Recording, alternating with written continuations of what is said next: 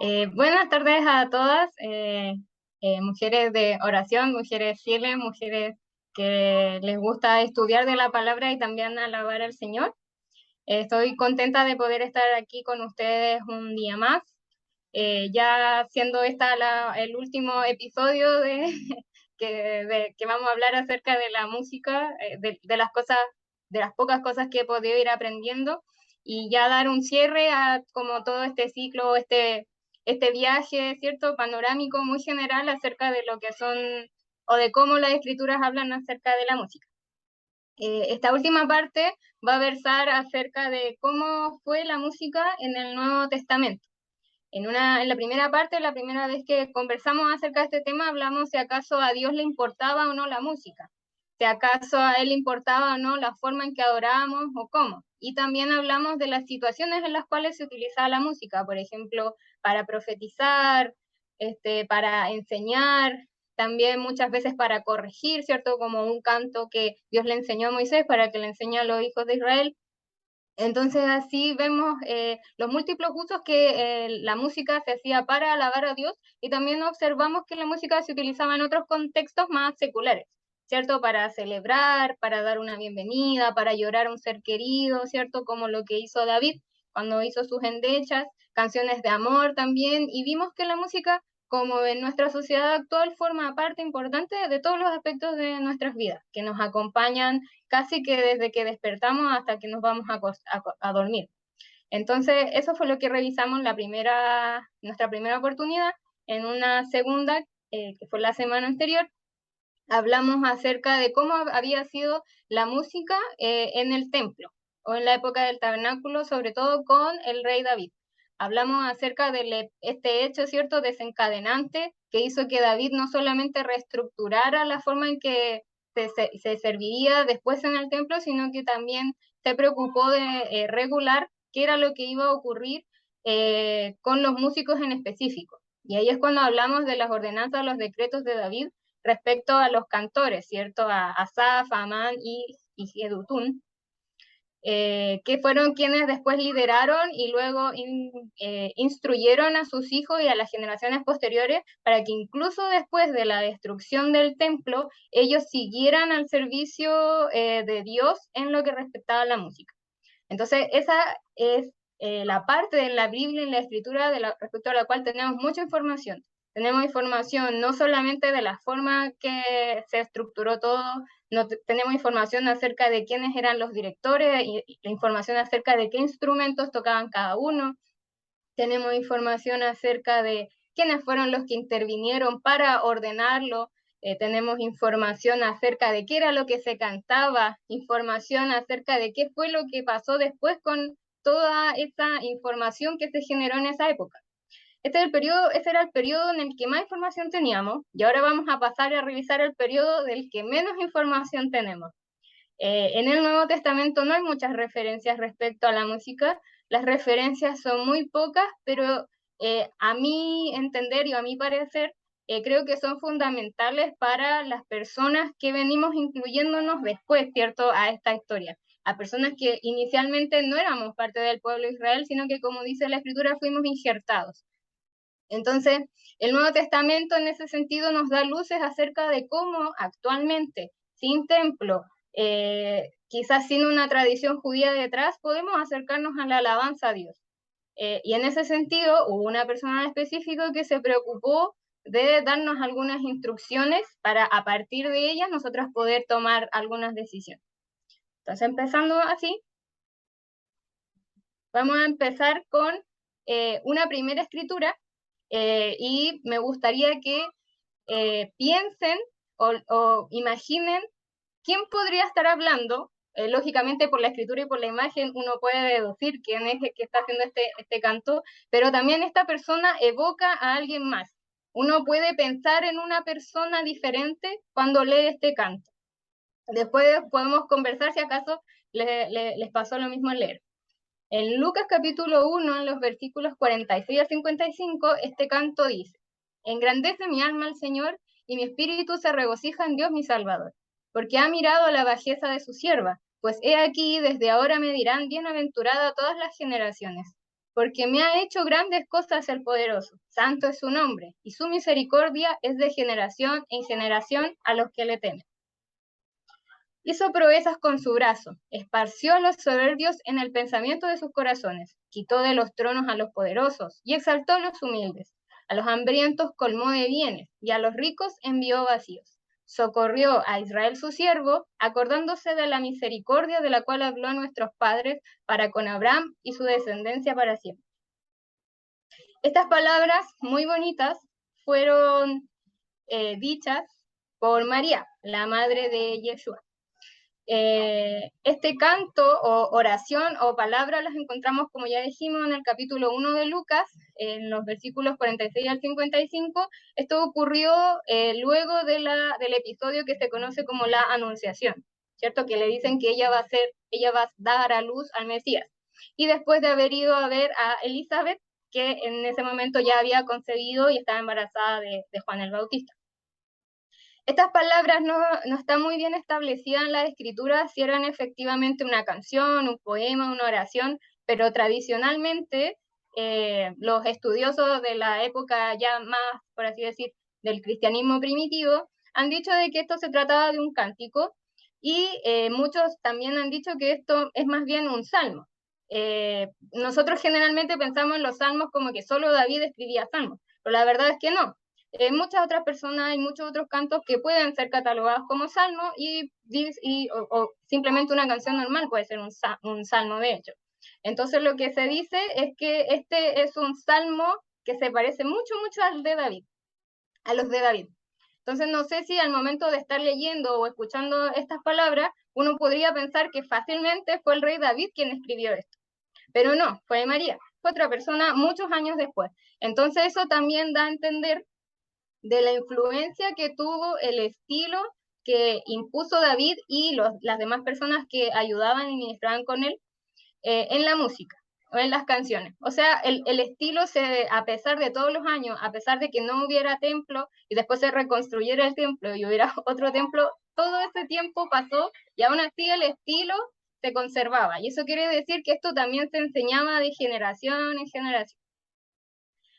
La importancia de este canto, que es de María, es tan importante que incluso dio origen a un canto tradicional cristiano que está basado en estas mismas palabras que se llama el Magnificat, que es esta misma parte, este mismo canto, pero en latín, y que se usa mucho en las comunidades cristianas, principalmente católicas, pero también hay otras comunidades como las luteranas, por ejemplo. Johann Sebastian Bach, él era luterano y él escribió un Magnificat también, que los Magnificat ya pasaron después a ser un estilo, pasaron a ser ya una forma de un canto en específico al que muchas personas le dedicaron tiempo y dedicación para expresar estas palabras de distintas formas. En la Iglesia Católica de la Visitación, que queda en Israel, también vemos acá, como sale en la imagen, el escrito del Magnificat en hebreo y también está en muchas otras lenguas. Entonces este cántico pasó a ser muy representativo de la cultura cristiana y pasó a ser uno de los, por la ubicación en el fondo en los evangelios, pasó a ser uno de los primeros que formó luego la tradición musical del cristianismo posterior. Después tenemos a otro querido personaje que es nuestro Salvador Yeshua. El Mesías citó 3 libros mayormente. El primero, creo que aquí muchas pueden tener alguna idea, que lo hemos venido estudiando los sábados, ¿cierto? Que es Devarim, palabras, el libro más citado por el Mesías de Israel, que es Deuteronomio. Yeshua también citó mucho los Salmos y el libro de Isaías. Ahora bien, la forma que él tenía de citar estas escrituras era a través de palabras, de conversación, como un refrán o un proverbio del cual me acuerdo y puedo aplicar en una situación.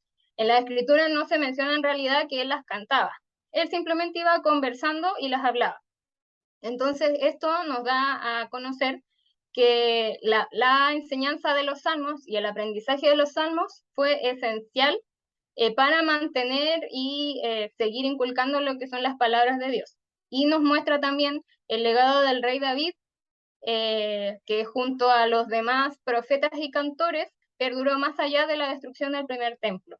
Entonces, viendo de la forma en la que Yeshua como maestro enseñaba la palabra a través de estos salmos, vemos lo importante que fueron en la conformación de una identidad y, y también en la forma que se consideró que era mejor enseñarla. Entonces, precisamente, él iba hablando y de repente decía un versículo. A veces lo parafraseaba, o a veces como pasaba con Pablo también después, de que habían ideas que referían a algún salmo. Entonces vemos así toda la influencia que tenían estos escritos. Acá hay un ejemplo, por ejemplo, del Salmo 8, versículo 3. ¿Qué dice? De la boca de los niños y de los que maman fundaste la fortaleza, a causa de tus enemigos, para hacer callar al enemigo y al vengativo. Estas mismas palabras las repitió Yeshua en Mateo capítulo 21, versículo 16, diciendo, esta escena se refiere a cuando él fue al templo, ¿cierto? Y empezó a desbaratar todos estos pequeños negocios que estaban en ese lugar. Y ahí también, por ejemplo, también cita en Isaías cuando dice, oíste que fue dicho que mi casa será casa de oración. Eso sale en Isaías. Entonces, él constantemente estaba citando palabras anteriores, por así decirlo. Entonces, en ese contexto, Yeshua dice, o sea, se dice, y vinieron a él en el templo ciegos y cojos, y los sanó. Pero los principales sacerdotes y los escribas, viendo las maravillas que hacía y a los muchachos aclamando en el templo y diciendo, Hosana al hijo de David, se indignaron y le dijeron, ¿oyes lo que estos dicen? Y Jesús les dijo, sí, ¿nunca leísteis de la boca de los niños y de los que maman perfeccionaste la alabanza? Entonces aquí vemos un ejemplo de cómo él citaba palabras escritas por el rey David y las aplicaba también al contexto y muchas veces dando a entender de que él era el cumplimiento de muchas de esas escrituras. También tenemos un ejemplo en el Salmo 118, los versículos 22 al 23, que dice, la piedra que desecharon los edificadores ha venido a ser la cabeza del ángulo. De parte del Eterno es esto y es cosa maravillosa a nuestros ojos. En la parábola de los siervos malvados, en donde el Señor deja a su cargo, ¿cierto?, una propiedad suya y después manda a otros siervos suyos y viendo que el Señor no venía, los empezaron a golpear y finalmente matan al hijo que envía al final. Entonces, esto se relata en Marcos capítulo 12 y aquí vamos a leer los versículos del 7 al 10.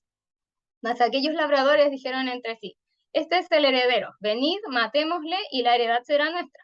Y tomándole le mataron y le echaron fuera de la viña. ¿Qué pues hará el señor de la viña? Vendrá y destruirá a los labradores y dará su viña a otros. Ni aún esta escritura habéis leído, la piedra que desecharon los edificadores ha venido a ser cabeza del ángulo. El Señor ha hecho esto y es cosa maravillosa a nuestros ojos. Entonces, de nuevo vemos cómo el Mesías cita una escritura que se refiere a él mismo en una parábola, que también es una nueva figura poética que es muy representativa de la forma en que se enseñaba en esos días. Entonces vemos que el Señor usaba las mismas escrituras, usaba las palabras escritas en los salmos, usaba en el fondo arte, usaba la forma en la que él aprendió las escrituras de generación en generación. Tenemos otro ejemplo que son los denominados los salmos Jalel. Estos son los salmos del 113 al 118, se llaman Jalel porque son alabanzas. Estos refieren a alabanzas a Dios principalmente por la liberación de la esclavitud en Egipto.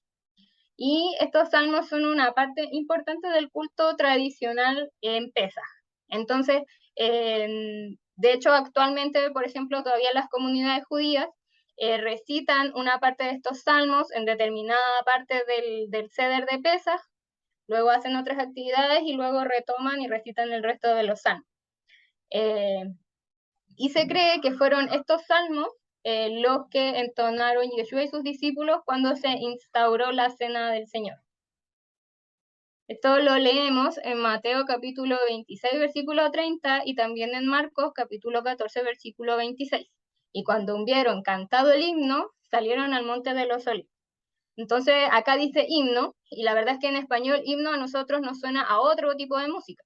pero la verdad es que se ha entendido, según los estudiosos, de que himno se refiere a cantar una oda religiosa, celebrar en canción o una oda religiosa. Específicamente para este contexto se cree que leyeron, o sea, que cantaron salmos. Entonces, como se cree que cantaron salmos, se cree que cantaron estos salmos Jalel. Estos salmos también han sido tan relevantes y son relevantes no tan solo para la religión judía, sino que para la religión cristiana también. El Salmo 117, por ejemplo, compone otra obra. Vimos primero que, por ejemplo, estaba el Magnificat, y hay otra obra que se llama el Laudate Dominum, que se basa en el Salmo 117. Entonces vemos la trascendencia de los salmos en el tiempo, incluso hasta hoy. Vemos lo relevante que fueron los salmos en la época de David, en la época posterior de David, en la época de Yeshua, en la época de los primeros cristianos, en la época ya de Bach, y actualmente todavía se siguen entonando y cantando y enseñando. Tenemos otro personaje que también le dedicó mucho tiempo y también se dedicó a hacer música. Este personaje es el apóstol Pablo.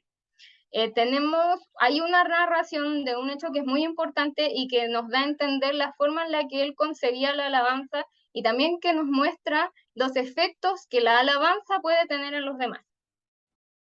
Esta situación, este acontecimiento lo leemos en Hechos, capítulo 16, en el versículo 19 al 34. Esto ocurre en el contexto de esta mujer, ¿cierto?, que era adivina y que le decía a todos que él era enviado de Dios. A Pablo le molestó, pidió que estos espíritus se le fueran a esta persona. Entonces los amos de esta persona recibían dinero por eso, y viendo que ya no iban a recibir más dinero porque había perdido esa capacidad de adivinación, entonces ellos prendieron a Pablo y Silas, dice aquí la escritura, y los trajeron al foro ante las autoridades. Y presentándolos a los magistrados dijeron: estos hombres, siendo judíos, alborotan nuestra ciudad y enseñan costumbres que no es lícito recibir ni hacer, pues somos romanos. Y se agolpó el pueblo en contra de ellos, y los magistrados, rasgándole las ropas, ordenaron azotarles con varas. Entonces aquí vemos un primer hecho que es interesante, y es que Pablo no estaba enseñando una doctrina distinta a la que él conocía, ¿cierto? Dice que estos hombres son judíos, entonces enseñaban costumbres judías en el sentido de que respetaban la Torá y las escrituras. Y eso ya era un hecho conocido por todos, y por todos también era... en esa comunidad que era romana, no era algo agradable o permisible.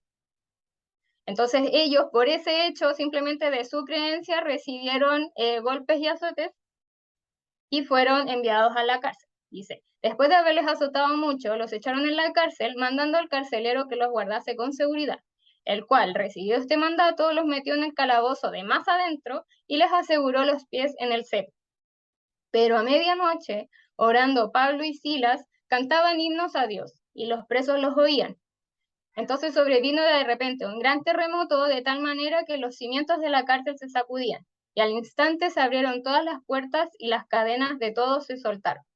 Entonces acá vemos, primero, que ellos fueron perseguidos por su creencia, ¿no? Fueron puestos a la cárcel por estar predicando a Cristo y también predicando las enseñanzas de la Torá, que era la labor de Pablo, ¿cierto?, como evangelista.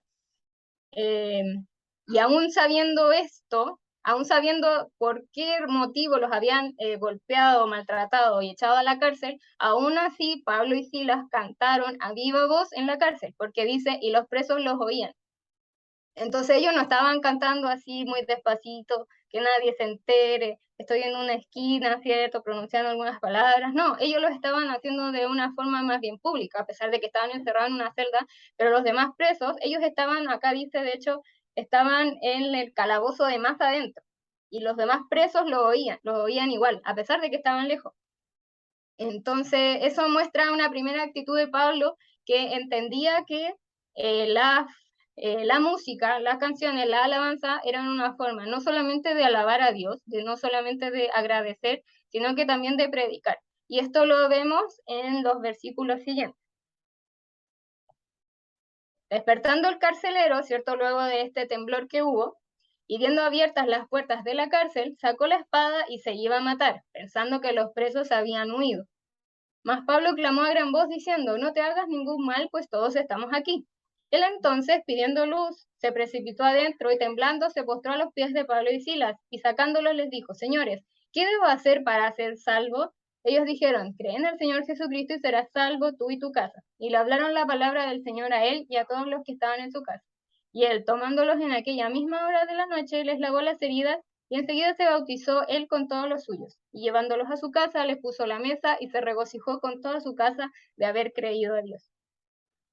Entonces vemos que este canto fue oído no solamente por los carceleros, sino que muy probablemente también fue un testimonio para el carcelero, porque el carcelero sabía por qué lo habían apresado, el carcelero sabía después, muy probablemente, de que ellos estaban cantando, supo que hubo un temblor, entonces fácilmente pudo haber deducido de que ellos efectivamente estaban predicando a un Dios real, a un Dios vivo, a un Dios verdadero.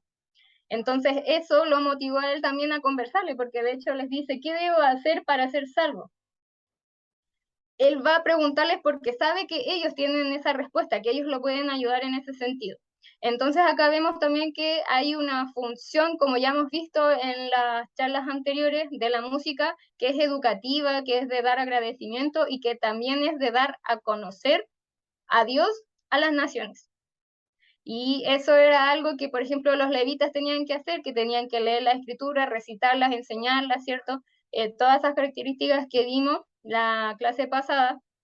Y acá vemos que se repite lo mismo, ya no es un levita, es una persona común y corriente, por así decirlo, eh, que no está común y corriente porque es Pablo, pero una persona que no estaba destinada a eso, que aún así cantó a viva voz y dio a conocer las palabras de Dios de forma tal que los demás lo escucharan. Y eso es un principio, es una actitud, una conducta que creo que debemos imitar. Además, se dice que hay muchas escrituras que usan muchas palabras o frases que utiliza Pablo, que en realidad no eran de él propiamente tal, sino que eran partes de canciones, cánticos o poemas de la época. Lo que caracterizaba a estas canciones en esta época era que, además de recitar los salmos, ¿cierto? Y ponerles quizás las melodías que mejor se acomodara a su comunidad, ellos también empezaron a crear nuevas canciones, y esta vez haciendo referencia a Cristo. Entonces, por ejemplo, acá tenemos 3 ejemplos de escritura que se cree que efectivamente eran canciones, y que lo que hizo Pablo en sus cartas fue parafrasearlas o hacer una conexión entre ambas, una intertextualidad, creo que se llama. En Efesios capítulo 5, versículo 14 dice, mas todas las cosas cuando son puestas en evidencia por la luz, son hechas manifiestas porque la luz es lo que manifiesta todo. Está hablando Pablo. Dice, por lo cual dice, pero ¿qué es lo que dice? Se dice que es la canción. Por esto que les dije recién, la canción dice, despiértate tú que duermes y levántate de los muertos y te alumbrará Cristo. Entonces, este es un ejemplo de una canción que se cantaba en la época y que él lo usó para dar una enseñanza también.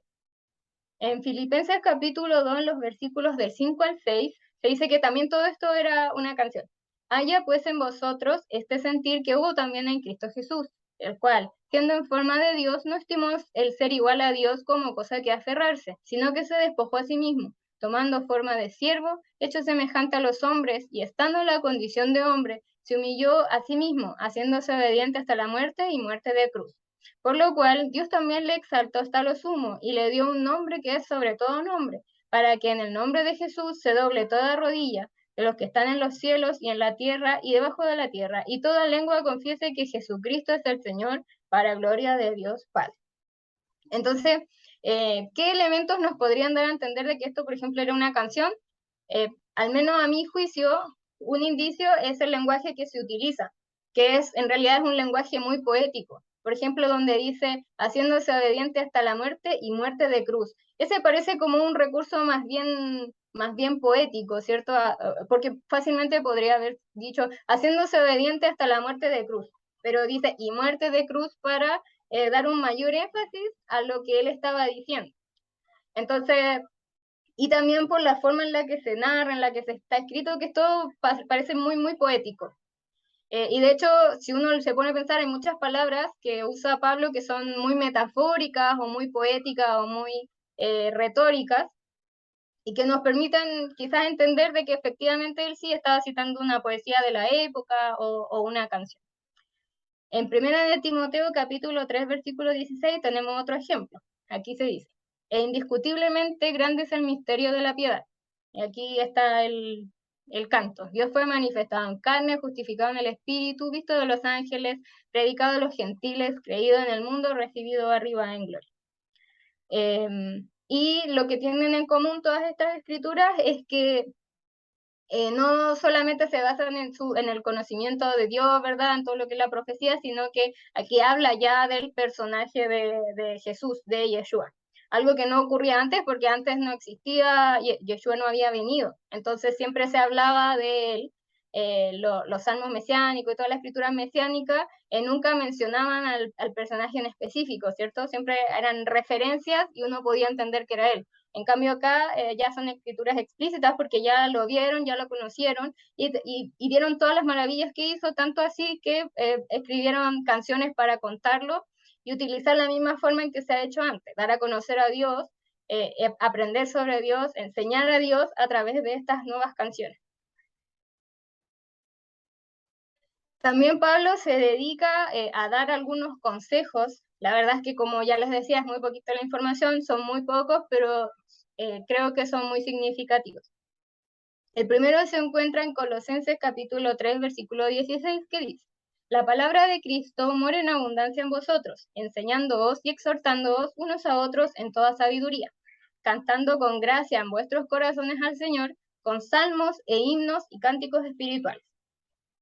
Entonces acá Pablo menciona 3 tipos de música o poesía, que serían los salmos, los himnos y los cánticos espirituales. Eso quiere decir de que en realidad para Pablo sí tenía, o quizás él sí tenía un poco más en interés porque hizo una diferenciación entre estos 3 géneros. Cuando habla de salmos, se dice que se refería principalmente a lo que son los cánticos hebreos, al salmo propiamente tal, a los 150 Tehilim. O también se podría referir a que tenían acompañamiento musical, pero hay mayor contexto en que cuando dice salmos, es salmos, simplemente. Después cuando dice himnos, que es del griego hymnos, se cree que era una composición métrica religiosa o un cántico de alabanza. Entonces sería un canto que es distinto a los salmos. Y cuando habla de cánticos, se refiere a un canto o a una oda, o a cualquier palabra cantada. Entonces, con esta palabra ode, no sé si les suena una palabra en español que es oda, que es un poema, ¿cierto? Una poesía. Entonces, acá habla de los cánticos o de odas en un sentido ya más general. O sea, alaben a Dios en agradecimiento con los salmos que ya tienen escritos, con los nuevos cantos que saben y además con otros poemas, con otras canciones. Entonces acá vemos que Pablo sí le da una importancia a la música y le dice, exhorta a los hermanos a que la utilicen para enseñar y para exhortar. En Efesios capítulo 5, los versículos del 18 al 20 dice, no os embriaguéis con vino, en lo cual hay disolución. Antes bien, sed llenos del Espíritu, hablando entre vosotros con salmos, con himnos y cánticos espirituales, cantando y alabando al Señor en vuestros corazones, dando siempre gracias por todo al Dios y Padre en el nombre de nuestro Señor Jesucristo. Estas palabras son muy similares a las que escribió en la otra carta que ya vimos. Acá lo que es interesante es que él le dice a los hermanos que hablen entre ellos con canciones, que hablen entre ellos con música. Es como quizás si hay algún hermano triste, quizás animarlo, ¿cierto?, con una canción, o enseñar al hermano, como decía también la escritura anterior, dice, enseñándoos y exhortándoos, enseñar a través de la música. Entonces Pablo invita a los hermanos a hacer eso, a reproducir esas conductas en sus comunidades, a utilizar el arte para inspirar, para exhortar, para enseñar a los demás. Y acá agrega otros elementos habla de los salmos, los himnos y los cánticos espirituales que ya vimos, pero también agrega que es cantando, o sea, hablemos cantando y alabando, y cuando habla de alabar, acá el griego es psalo, perdón, que quiere decir rasgar o tocar, es decir, tocar en un instrumento de cuerda, celebrar la adoración divina con música y odas de acompañamiento. Entonces acá lo que dice Pablo es, canten con salmos, con himnos, con cánticos espirituales, con su voz y con instrumentos de música, hagan melodías. Entonces, claro, para Pablo no era simplemente una canción, canten. No, Pablo también reconocía la importancia que tenía para la edificación de la iglesia. Y eso donde lo podemos ver en una escritura que vamos a ver en un momento. Acá la escritura no puse la cita en específico, disculpen, pero habla acerca de el hablar en lenguas. Entonces acá dice, así también vosotros, pues que anheláis dones espirituales, procurad abundar en ellos para edificación de la iglesia. Por lo cual, el que habla en lengua extraña pide en oración poder interpretarla, porque si yo oro en lengua desconocida, mi espíritu ora, pero mi entendimiento queda sin fruto. ¿Qué pues? Oraré con el espíritu, pero oraré también con el entendimiento. Y después dice, cantaré con el espíritu, pero cantaré también con el entendimiento. Entonces, acá hablando del hablar en lengua, ¿cierto? De cómo debía llevarse a cabo la interpretación, el orden que debía haber, también aprovecha de hablar ahí acerca de la música. Es decir, que la música, la forma en que tenemos de cantar, tiene que ser con el espíritu. Cuando habla acá de espíritu, el griego es neuma, que quiere decir aliento, alma. Es algo como una inspiración, ¿cierto? Que a veces uno dice que hay cosas que en realidad, lógico o racionalmente, uno hace sin tener una explicación lógica, ¿verdad? Hay cosas que en realidad uno siente que son inspiradas. Entonces Pablo dice, sí, está bien, canta cosas que salgan de tu alma, que sean parte de tu inspiración, de tu aliento, pero tienes que cantar también con el entendimiento, es decir, con la mente. Tienes que cantar pensando, que tienes que cantar de una forma que tus palabras tengan un significado. Entonces, y por eso vuelvo atrás donde dice, procurad abundar en ellos para edificación. Entonces, finalmente lo que Pablo nos dice es que las canciones, la música, las letras, las poesías que podamos hacer, tiene que tener siempre un significado, un objetivo, tiene que tener un propósito, ya sea enseñar, consolar, exhortar y todas las cosas que hemos visto y que Dios nos ha enseñado a hacer con nuestras palabras, hacer lo mismo con la música. Después agrega, ¿qué hay pues, hermanos? Cuando os reunís, cada uno de vosotros tiene salmo, tiene doctrina, tiene lengua, tiene revelación, tiene interpretación. Entonces acá también Pablo reconoce que los salmos, las canciones que cada persona pueda generar, también son parte de los dones del Espíritu Santo y también forman parte de la comunidad o de las cosas que ocurren, ¿cierto? Y por eso dice, hágase todo para edificación. Y finalmente dice, hágase todo decentemente y con orden. Entonces, acá Pablo nos exhorta a que cuando alabemos en comunidad o en general, lo hagamos con un propósito, con un fin.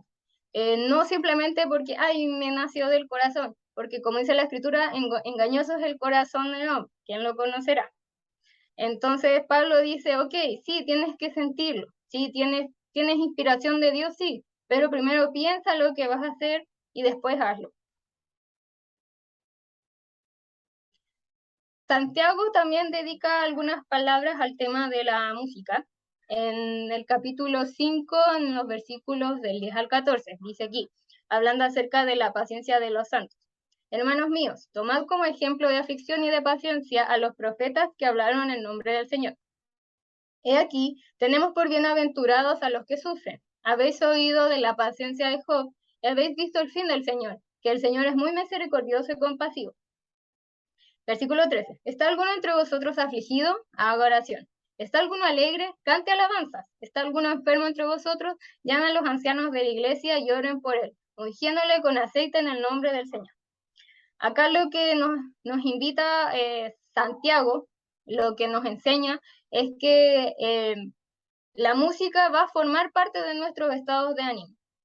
Y que cuando nuestro espíritu esté más alegre en medio de esos momentos de aflicción, que cantemos. Cantemos acerca de las maravillas de Dios, cantemos acerca de las cosas que hizo Él. Hay un himno que cantábamos en mi congregación anterior que dice, lo que hizo Dios te contaré, lo que hizo Él por mí. Es muy lindo. Al final de esto se trata, de que en medio de toda la aflicción, es lo que Él dice, ¿estás triste? Ok, asume tu tristeza, ora. ¿Estás enfermo?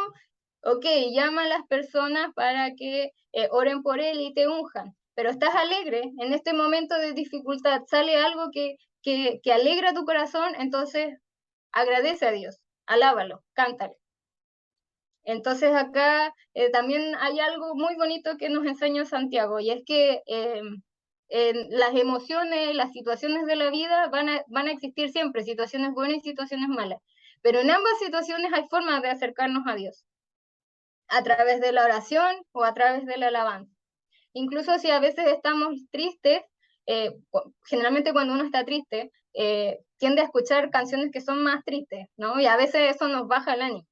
Pero otras veces si estamos tristes uno lee un salmo y se puede animar, o puede cantar una canción y animar el corazón.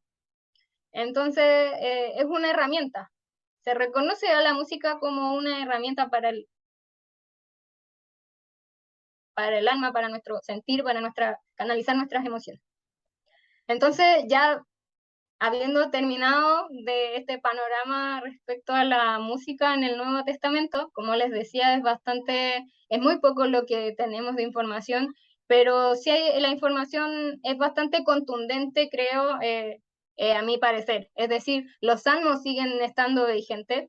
De hecho, los salmos han impactado en todas las religiones monoteístas, por así decir.